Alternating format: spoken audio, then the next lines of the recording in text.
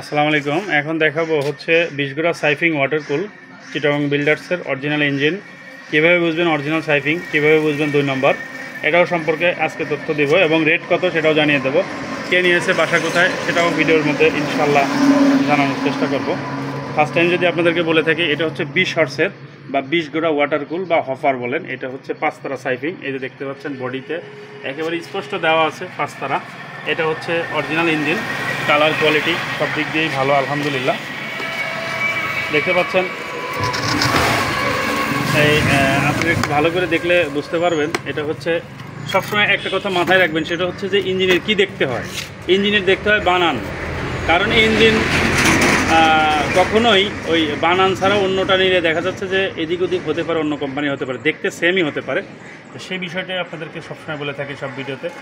এই যে সাইফিং লেখা আছে, ইয়াংকং ট্র্যাক্টর ফ্যাক্টরি 5 তারা দেওয়া আছে। এইটাই হচ্ছে বানানটা, দেখে নেবেন। সাইড কভারে যেটা আপনারা দেখতে পাচ্ছেন যে এটা টুল বক্স। যাই হোক, এটার মার্কেট প্রাইস কত, কে নিয়েছে কত, এটা জানিয়ে দেবো। এটা হচ্ছে তেলের ট্যাঙ্কি, এটা হচ্ছে পানির ট্যাঙ্কি।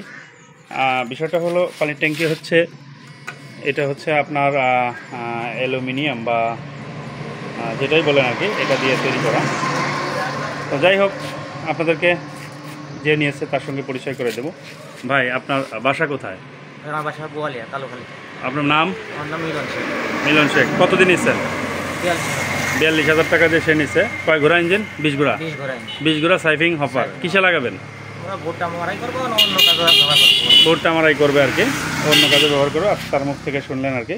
চাইলে আপনারা যোগাযোগ করে নিতে পারবেন। আল্লাহ হাফেজ।